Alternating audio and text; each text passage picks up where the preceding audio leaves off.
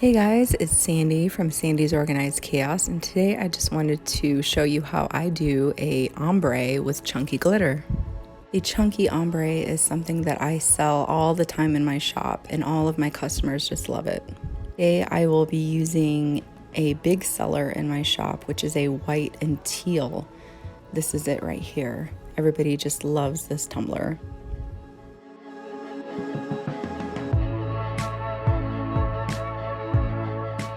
Average about 30 sales a week, and this is probably one of the most sought after color combinations that I'm about to show you.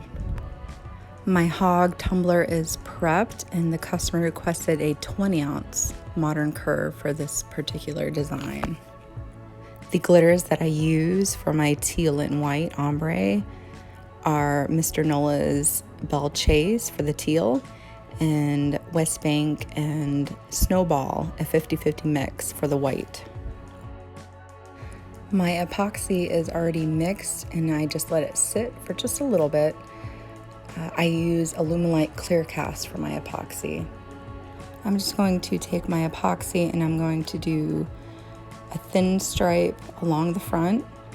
I'll rub that into the tumbler top to bottom, and then I will flip the tumbler and I will do another thin stripe across the back, and that is more than enough to do a epoxy method chunky ombre.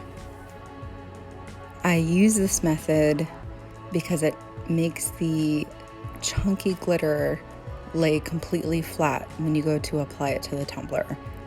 I used to fuss with Mod Podge and it would just be clumpy, and I'd have to sand and sand and sand and do triple coats before I could apply decals. And then once I found the epoxy method, I have not turned back.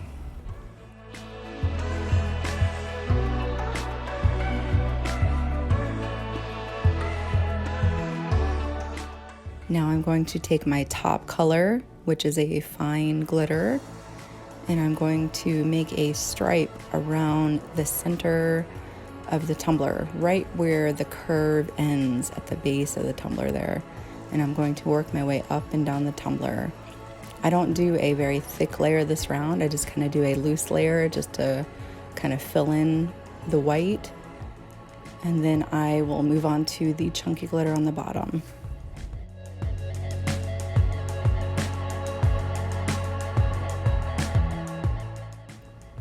I have been using this technique since I have first started making tumblers. It is the only way to properly make an ombre.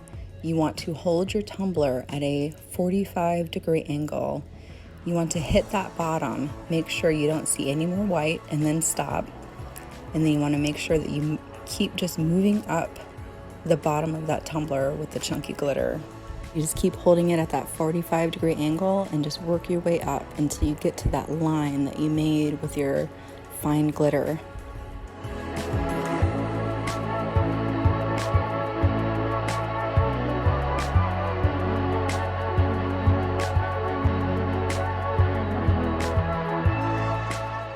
Once you make your way up to that line that you made for yourself, this is where it all depends on how it fades into the rest of the tumbler.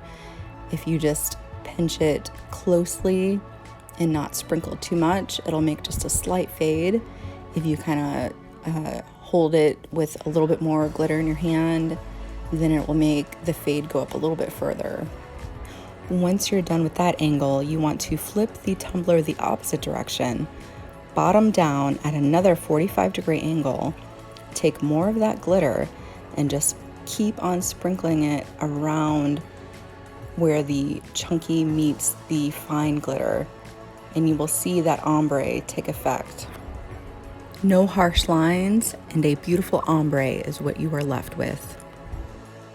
I like to kind of shake my tumbler just to make sure that any loose chunkies will fall off back into the pile before I move on to my next step. Now, if you remember, we only did a fine helping of the white glitter at the top. Now is the time that we want to add a thicker layer of that white glitter across the top. I load up the rim really good. I just shake right onto it. And then I just lightly come down to the line where the chunky starts, and I just sprinkle it just ever so lightly across it just to make sure that it's nice and filled in. If you do not make sure that you fill in enough of the white around the chunky with this epoxy method, the chunky has a tendency to repel the white, and all that will be left around it when it's dried is clear epoxy. Method works great with any rose gold chunky or silver or gold chunky, whatever you have on hand. This method will work for you. Thank you guys so much for joining me. Make sure you hit that like button and subscribe to my channel for more on this and more tutorials that I have coming soon. You can also find my Etsy shop in the description below. I'll see you next time.